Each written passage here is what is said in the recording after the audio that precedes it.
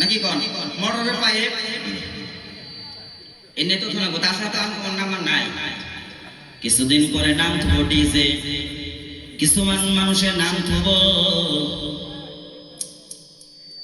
IPhone 14 15 pro max, এরকম নাম থব।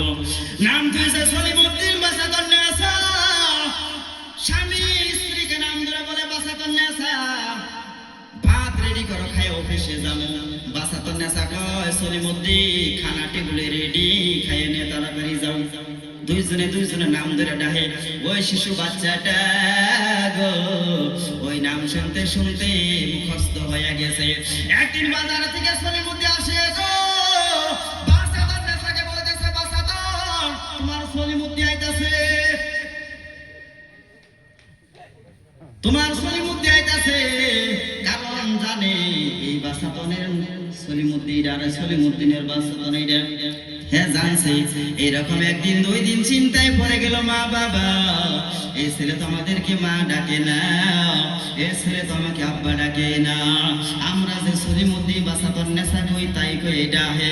এখন এটার মা বাবা তো শিখানির দরকার আছে না নাই? কারণ কোন সন্তান যদি মাকে মা বলে ডাকে দেয় গো, কলিজার ভিতরে থাকা কলিজা জোড়ায়া যায়। আব্বাকে যখন আব্বা বলে ডাকে দেয়, আব্বা সারা বডি খুশি হয়ে যায়। কথা বলেন ঠিক না নাই? ছেলে মেয়ে যত আপনি যত রাগান্বিত হন, তত পেরেশানি হয়ে আসে। যখন আপনার ছেলে মেয়ে আব্বা কয়ে ডাকে দেয়, কলিজাটা জোড়াইয়া যায়। ছেলে মেয়ে যখন মাকে মা বলে ডাকে দেয়, মায়ের যত কাজকর্ম থাকে সব কাম ফালাইয়া দিয়া ছেলে ডাকে সারা দেয়। কথা বলেন ঠিক না নাই? ওরে ইমানদার মুসলমান, সলিমুদ্দিন চিন্তায় পড়ে গেল, আমার ছেলে তো সলিমুদ্দিন কয়, আমার ছেলে তো বাসাতন নেশা কয়, এই ডাকটা তো ঘুরাইয়া দেওয়ার না গেব। দুইজনে মাশওয়ারা করলেন, পরামর্শ করলেন। ও বাসাতন, তুমি আজকের থেকে আমার আব্বা ডাহা শুরু করো, আমি তোমারে মা কয়ে ডাহা শুরু করি। এইটা কয়দিন শুনতে শুনতে আমার আব্বা কব, তোমারে মা কব, তাছাড়া তো কোনো সিস্টেমই বিশ্রে পাই না। ওরে ইমানদার মুসলমান, এই জন্যই তো বলি কোরআনের শিক্ষায় শিক্ষিত বানাও। এরকম অসুবিধা আমাদের সমাজের মধ্যে হবে না।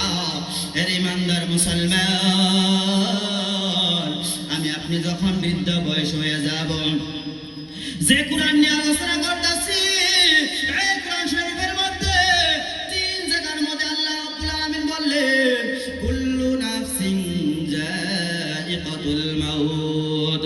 এর আল্লাহর বান্দা, পর্দার আড়ালে থাকা মা বোনেরা গো, এই কোরআনের মধ্যে জানিয়ে দিলেন দুনিয়ার জমিনের মধ্যে যত মানুষ রয়েছে আমি হায়াত দিয়া পাঠাইয়া দিয়েছি। সমস্ত মানুষ কিন্তু চিরজীবন জীবিত থাকবে না। একদিন না একদিন মৃত্যু নামের পেয়ালাটা তাকে ছাড়তেই হবে, অর্থাৎ মৃত্যুবরণ করতেই হবে, কোনো রেহাই নাই। কথা বলেন ঠিক না নাই?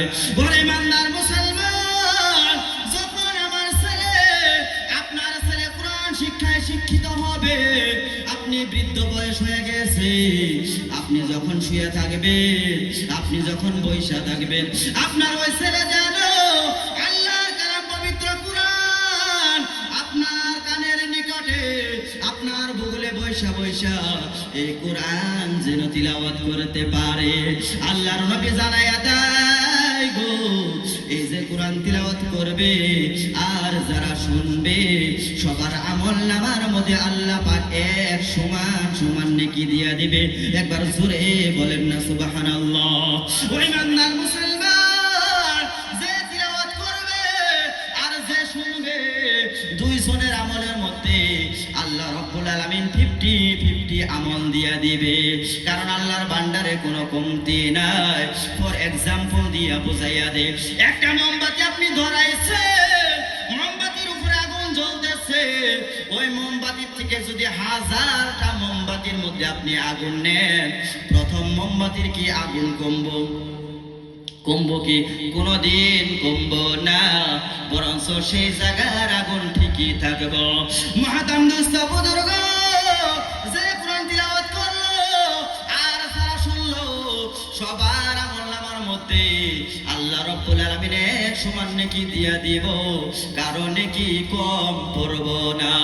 কিছুমান মানুষের মনের